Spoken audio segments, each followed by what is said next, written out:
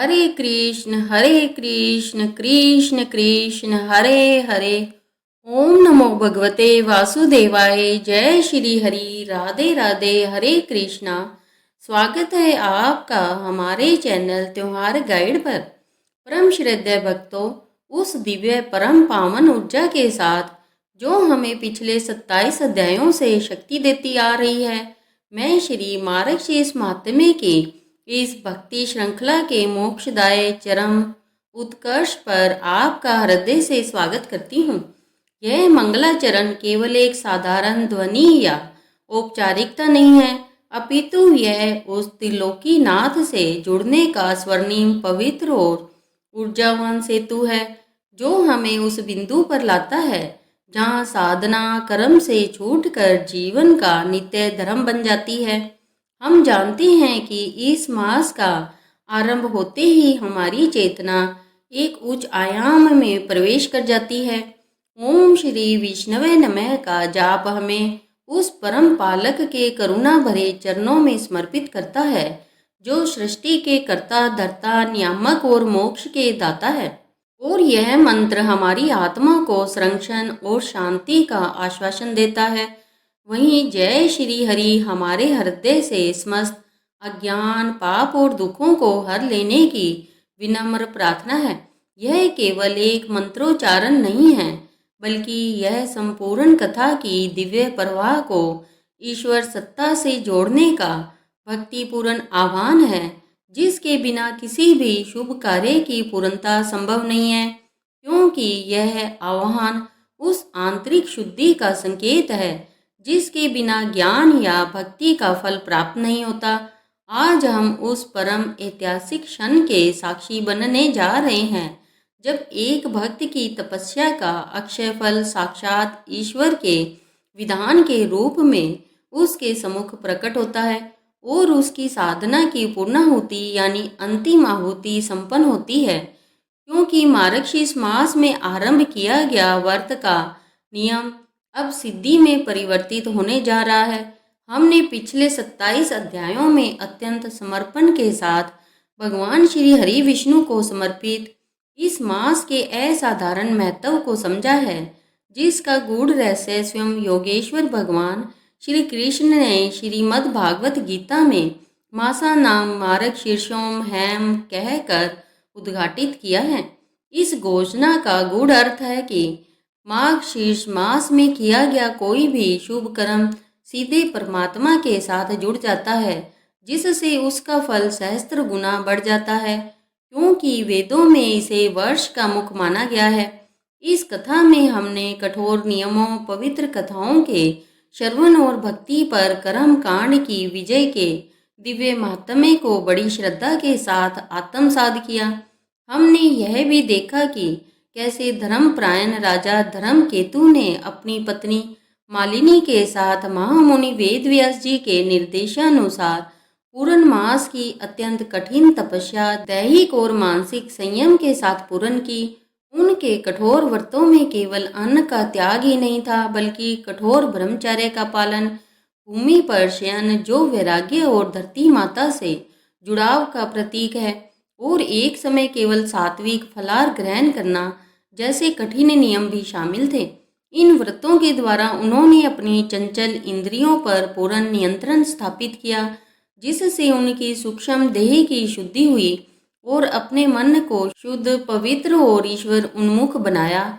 यह कथा अब अपने परम उत्कर्ष पर है, जहाँ नियम या व्रत का अंतिम फल सिद्धि और गुरु परंपरा का ज्ञान प्राप्त होने वाला है, जो इस व्रत के पुण्य को अनंत काल तक सुरक्षित रखेगा और साधक को भव बंधन से मुक्त करेगा। ओम परमानंदाय नमः। जयति व्यास जयति सूत, हे परम पूज्य सोनकादिक महर्षियों और श्रद्धावान भक्तों, आप धन्य हैं जिनका मन सदा धर्म, परमार्थ और लोक कल्याण में लगा रहता है। मैंने आपको यह परम गोपनीय श्री मार्गशीर्ष महात्म्य की दिव्य कथा विस्तार पूर्वक सुनाई है, जिसे स्वयं वेदव्यास जी ने मुझे प्रदान किया था।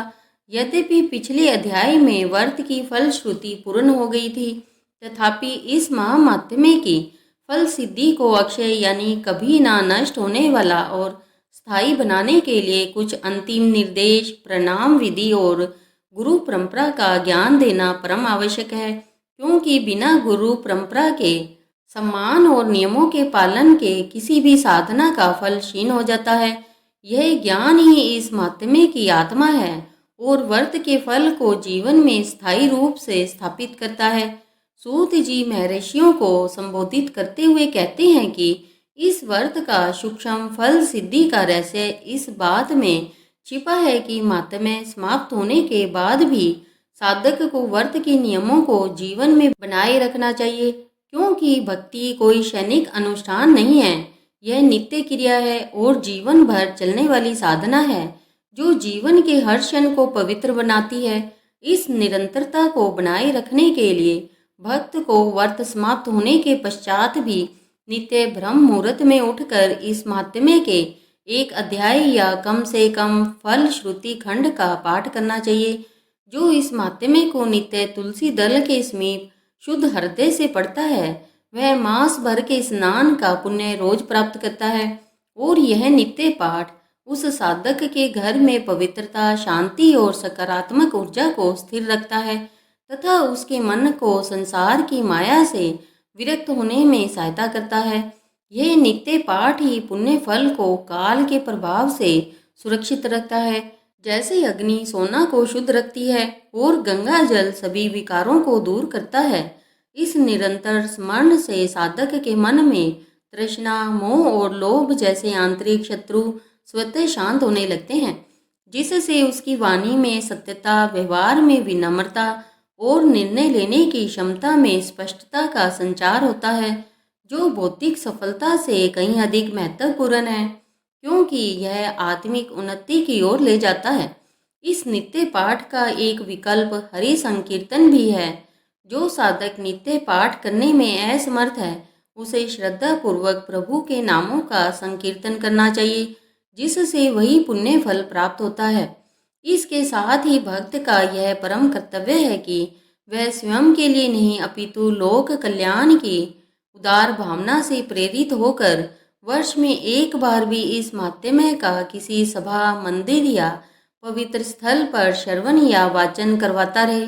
और ऐसा करने से उसे अनेकानेक तीर्थ यात्राओं जैसे 4 धाम और सहस्त्रों गौ दान का फल प्राप्त होता है। इस महात्म्य का प्रचार करने वाला भक्त साक्षात धर्म ध्वज फहराता है और उसे संसार में गुरु तुल्य सम्मान प्राप्त होता है, क्योंकि ज्ञान का दान सभी दानों में श्रेष्ठ माना गया है और यह मोक्ष का मार्ग दिखाता है, जबकि धन का दान केवल क्षणिक आवश्यकताओं की पूर्ति करता है। प्रचार केवल वाणी से ही नहीं बल्कि अपने आचरण से भी होना चाहिए और विशेषतः उन लोगों तक इस कथा को पहुंचाना चाहिए जो जीवन में निराशा से घिरे हैं या अज्ञानवश पाप कर्म कर रहे हैं, ताकि वे भी मोक्ष का मार्ग प्राप्त कर सके और अंधकार से निकलकर प्रकाश की ओर आ सके। अंत में उद्यापन के बाद भी वर्ष भर मार्गशीर्ष मास का स्मरण करते हुए किसी भी द्वादशी या पूर्णिमा के दिन गरीब और निर्धन को अन्न यानी खाद्य सामग्री और गर्म वस्त्रों का दान अवश्य करना चाहिए। विशेषकर मार्गशीर्ष मास में शीत का प्रकोप होता है, अतः वस्त्र दान परम पुण्यकारी माना गया है और इससे साधक को भगवान विष्णु के पोषक रूप की कृपा प्राप्त होती है, जो समस्त सृष्टि के पालन करता है। यह दान भोग और ठंड के कष्ट को दूर करता है और भगवान विष्णु ऐसे दान से अत्यंत प्रसन्न होते हैं, क्योंकि वे दीन दुखियों में ही निवास करते हैं। दान करते समय यह संकल्प लेना चाहिए कि यह दान केवल दिखावे के लिए नहीं बल्कि भगवान श्री हरि की प्रसन्नता के लिए किया जा रहा है और इसमें सात्विक भावना का समावेश होना चाहिए, क्योंकि दान का महत्व उसकी मात्रा में नहीं बल्कि दान करने वाले की शुद्ध भावना में निहित होता है। सूत जी आगे कहते हैं कि हे तपस्वियों, यह कथा प्रवाह किसी एक व्यक्ति द्वारा रचित नहीं है, अपितु यह गुरु शिष्य परंपरा की अत्यंत पवित्र और शक्तिशाली श्रृंखला से अवतरित हुआ है, जो हमें ज्ञान के मूल स्रोत से जोड़ती है। यह महात्म्य केवल तभी फलदायी होता है जब हम इसके ज्ञान स्रोत के प्रति कृतज्ञता व्यक्त करते हैं। इस परंपरा में परमपिता ब्रह्मा जी ने ज्ञान का सृजन किया और अपने पुत्र को दिया। वे ज्ञान की उत्पत्ति और तत्व ज्ञान के प्रतीक है। उनसे यह ज्ञान देवऋषि नारद ने प्राप्त किया, जो भक्ति के प्रथम प्रचारक और भक्ति सूत्रों के संधारक है।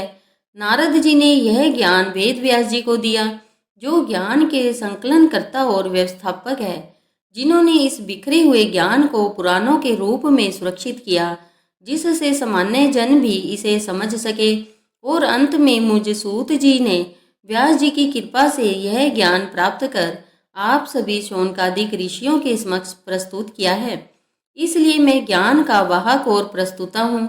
अतः व्रत के फल को पूर्णतः प्राप्त करने के लिए कथा समाप्त होने पर श्रोताओं को प्रणाम विधि का पालन अवश्य करना चाहिए, जिसमें सर्वप्रथम अपने इष्ट देव भगवान विष्णु को हृदय से प्रणाम करते हुए विष्णु सहस्त्र नाम का एक बार पाठ करना चाहिए, जिससे फल ईश्वर को समर्पित हो जाए और साधक को निष्काम कर्म का बोध हो। इसके उपरांत ग्रंथ यानी महात्म्य को साष्टांग प्रणाम करना चाहिए, क्योंकि यह साक्षात वेद व्यास जी की अमृत वाणी है, जिससे ज्ञान के प्रति सम्मान व्यक्त होता है और हमारी बुद्धि शुद्ध होती है।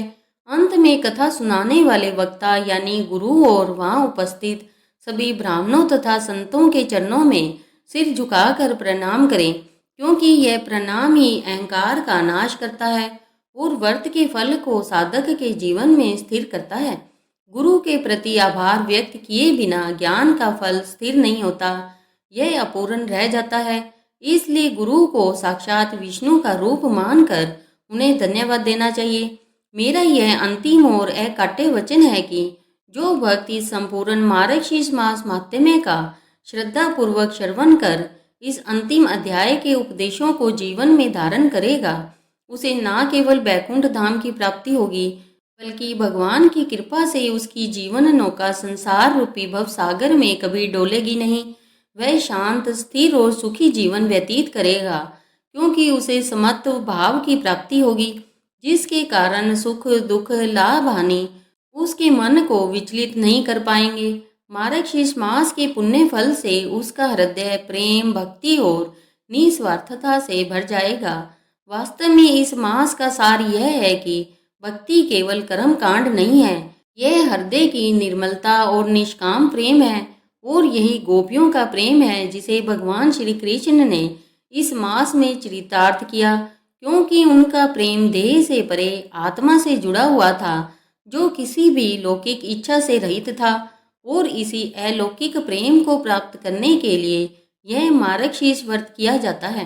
मार्गशीर्ष मास की यह साधना अंततः साधक को मोक्ष की मोहर प्रदान करती है, जिससे वह पुनर्जन्म के चक्र से मुक्त होकर भगवत धाम में वास करता है। इति श्री स्कंद पुराणोक्त मार्गशीर्ष मास महात्म्य कथा प्रचार गुरु परंपरा एवं फल सिद्धि वर्णनो नाम 28वां अध्याय संपूर्णतः समाप्तम। हे परमार्थी भक्तों, कथा की इस दिव्य धारा आज महापूर्णाहुति को प्राप्त हुई है। हमने मार्गशीर्ष मास के प्रत्येक क्षण में छिपे भगवान श्री हरि विष्णु के महत्व को समझा है, और इस कथा को सुनने से आपके सभी पाप क्षय हो गए हैं और आपके जीवन में धर्म का प्रकाश फैल चुका है। अब आप संयम के शिखर पर खड़े हैं और आपके लिए मोक्ष का मार्ग सुलभ हो चुका है। यह केवल एक कथा नहीं, बल्कि मोक्ष का महामार्ग है, जिसका द्वार भगवान ने स्वयं मार्गशीर्ष मास के माध्यम से खोला है। अब आप अपने हृदय में इस दिव्य ज्ञान को धारण करें और जीवन में सत्य, प्रेम तथा निस्वार्थ सेवा के मार्ग पर चलें, क्योंकि आप सभी भक्तों की निष्ठा और समर्पण से भगवान श्री हरि विष्णु अत्यंत प्रसन्न हुए हैं और वे आपको सभी सुख, शांति, समृद्धि, उत्तम स्वास्थ्य और परम गति प्रदान करें। मेरा अंतिम आशीर्वाद है कि आपके घर में नित्य शांति का वास हो, आपके भंडार धन धान्य से परिपूर्ण रहे, माता लक्ष्मी की कृपा आप पर सदा बनी रहे, आपके मस्तक पर सदा प्रभु की कृपा का हाथ बना रहे और आप जीवन के अंतिम क्षण तक नारायण का स्मरण करते रहें, जिससे आपका यह मानव जीवन सफल हो जाए। आइए हम सब मिलकर इस कथा के परम प्रणेता वेद व्यास जी को और कथा सुनाने वाले सूत जी को तथा हमारे इष्ट देव भगवान विष्णु को कोटि कोटि प्रणाम करते हैं। यदि आपको यह वीडियो पसंद आई हो तो कृपया इस प्रस्तुति को अपना एक लाइक दें। इसे अपने तक ही सीमित ना रखें, इसे अपने परिवारजनों और मित्रों के साथ साझा यानी शेयर अवश्य करें, ताकि वे भी इस सरल भक्ति मार्ग को अपना सकें। और यदि आप हमारे चैनल त्योहार गाइड पर नए हैं या अभी तक नहीं जुड़े हैं तो भविष्य में आने वाले सभी अध्यायों, एकादशी कथाओं और व्रतों की जानकारी के लिए चैनल को सब्सक्राइब कर ले और कमेंट बॉक्स में जय श्री हरि विष्णु या राधे राधे लिख कर हमें अपना समर्थन दें। भगवान श्री विष्णु की असीम कृपा आप सभी भक्तों पर सदा बनी रहे, इसी मंगल कामना के साथ अब मुझे आज्ञा दीजिए। जय श्री हरि विष्णु, राधे राधे, हरे कृष्णा।